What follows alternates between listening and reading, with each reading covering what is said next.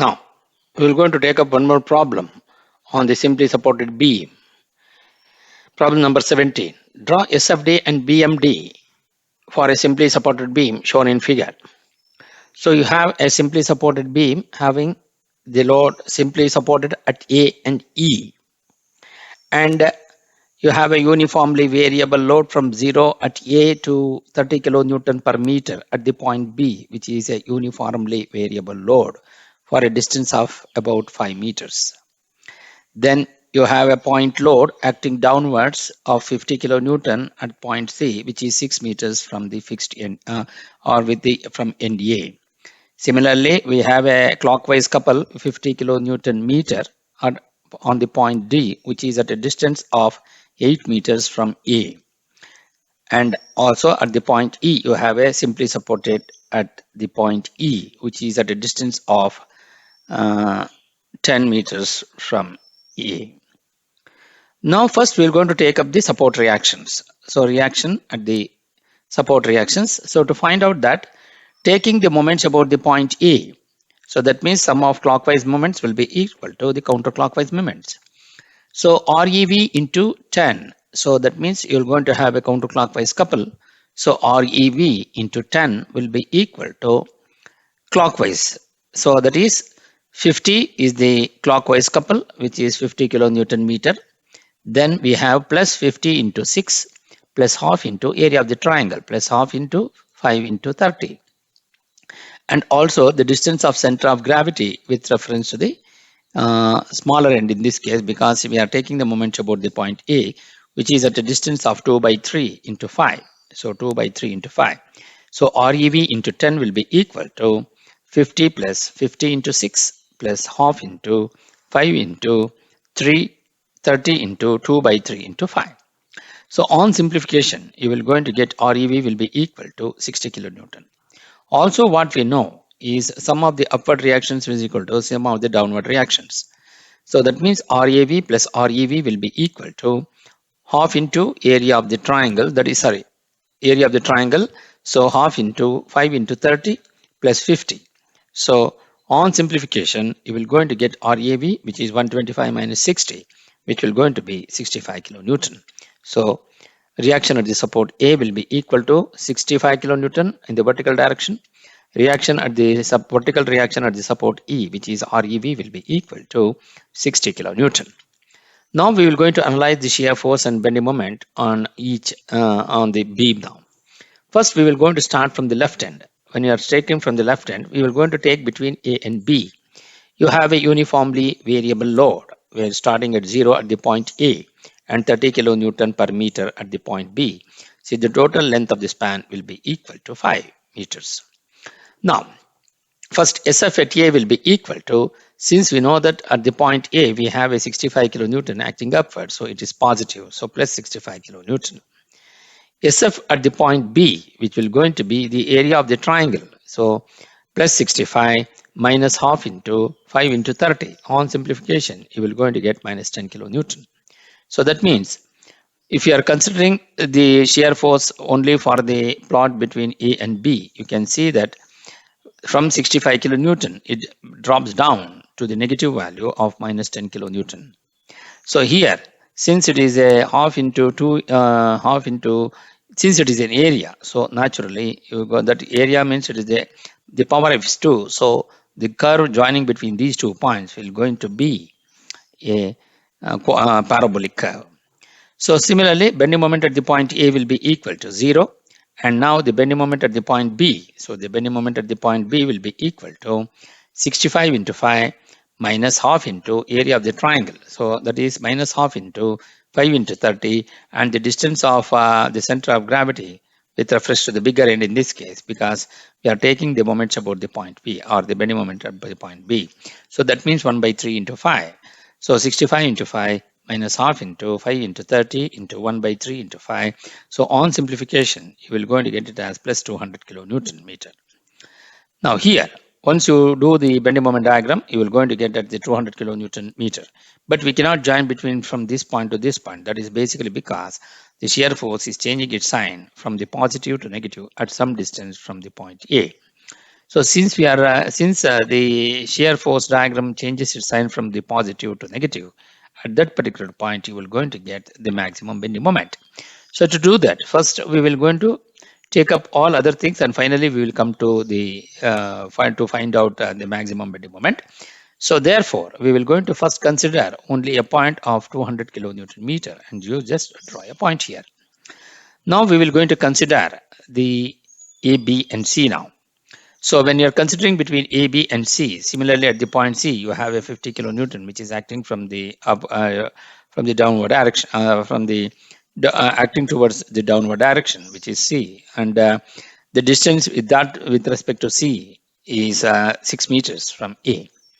Now you have a 50 kilonewton. So as there is no load between B and C, so what happens? It remains same. So that means it remains constant at minus 10 kilonewton. But at SF at the point C will be equal to minus 10 minus 50. So will be equal to minus 60 kilonewton. So now here what happens? Between B and C, it remains constant at 10 kilonewton. And because as there is no load between B and C, at the point C, since you have 50 kilonewton acting downwards, which is negative by convention, so minus 10 minus 50, it becomes 60 kilonewton, minus 60 kilonewton. So again, what is the bending moment at the point C now? The bending moment at the point C will be equal to 65 into 6 minus half into 5 into 30 into then 1 by 3 into 30, sorry, 1 by 3 into 5 plus 1. So 1 by 3 into 5 plus 1, that is 65 into 6 minus half into 5 into 30 into 1 by 3 into 5 plus 1. So close the brackets. So on simplification, you will going to get plus 190 kilonewton meter. So when you from 200 kilonewton meter, it drops down to 190 kilonewton meter at the point C because due to the point load at C, which is 50 kilonewton. Now, when you are considering further, now we are going to take up the at the point D. So considering the point D without taking the couple now. So what happens? The shear force it is constant at C minus 60 kilonewton between C and D because as there is no load acting between C and D, so therefore it remains constant at minus 60 kilonewton. So that is what we have shown in the shear force diagram. So then what will going to be the bending moment at the point D? So the bending moment at the point D will be equal to 65 into 8 minus half into 5 into 30, that is the area of the triangle, into the distance of center of gravity from the bigger end, which is 1 by 3 into 5, plus the distance between B to D, which is 3 meters. So 1 by 3 into 5 plus 3, and close the bracket. Then you have minus 50 into 2 bm at tip D. So it again it talks, so naturally it becomes negative, minus 50 into 2. So on simplification, you will go to get it as 70 kilonewton meter. So from the point 190 kilonewton meter, it drops down to 70 kilonewton meter, which is at the point D. Now, next we will going to consider at the point D the clockwise couple. Once you are considering the clockwise couple, what happens to the bending moment at the point D? So the bending moment at the point D will be equal to, that is minus 70 minus 50. So that means 65 into 8. So now we will going to consider 65 into 5 plus 6 plus 2. So it will be 5 plus 1, which will go to become 6 plus 2, which will be 8. So 65 into 8 minus half into 5 into 30 into distance of CG from the distance of center of gravity from the bigger end. So the bigger end is 1 by 3 into 5, that is 1 by 3 into 5 plus 1 plus 2, because we are trying to finding out the bending moment diagram at the point D now. So 1 by 3 into 5 plus 3, then we have minus 50 into 2. Since you have the clockwise couple, again it becomes hogging, again it becomes the sags, so naturally it becomes positive, so it will be plus 50. So then on simplification, what we're going to get it as plus 120 kilonewton meter. So it rises from 70 kilonewton meter to 120 kilonewton meter because due to the couple at the point D, which is clockwise couple of 50 kilonewton meter. So there will be a sudden rise due to clockwise couple at left. Now we will going to consider the bending moment at the point E now. Once you are considering the bending moment at the point E, that is to the end of it. So we have, it is a constant. So it is constant at minus 60 kilonewton between D and E, because the shear force is, as there is no shear force between uh, D and E. Also, the couple effect will not be considered for the shear force. So therefore, it remains constant at minus 60 kilonewton. Then what will going to be the point at the E? At the point E will be equal to 60 kilonewton, minus 60 kilonewton. Now, then once what will going to be the point at the bending moment at the point E now? So the bending moment at the point V will be equal to, so since it is the load is acting from the downward direction, so towards upside, so naturally tries to sag. So it becomes positive. So 65 into 10, then minus half into 5 into 30 into 1 by 3 plus 3 plus 2, 5, 1 by 3 into 5 plus 5. Then we have minus 50 into 4, then minus 50 into 4, and then again it sags. So it will go to be plus 50 is equal to 0. So on simplification, you will go to get 0. So naturally, from 120 kilonewton meter, it drops down to 0 at this particular point. So this is how we will be able to write the shear force, bending moment diagram and the shear force diagram. But since the shear force is changing its sign from the positive to negative at this point F. Now, let us consider that that point of F is about x meters from A. So then what we need to find? We need to find out the maximum bending moment at the point F. So the maximum bending moment at the point F, maximum bending moment occurs at a point where the shear force changes its sign. So the shear force changes its sign from positive to negative at this particular point, which is F. So let F be the point at the distance of x meters from A where the SF changes its sign. So therefore, it will going to be 65 into x. So now what we need to do is, once you are considering the section, so you will going to get the variable now. So that is, if you are considering a section between A and B at some distance from E, that is at some distance from E. So then what happens? You will going to consider a triangle now, a triangle of ABC. If you are considering, so A has got 0 and C has got 30 kilonewton per meter. So naturally it becomes the area of triangle, and the section XX is at a distance of x from A.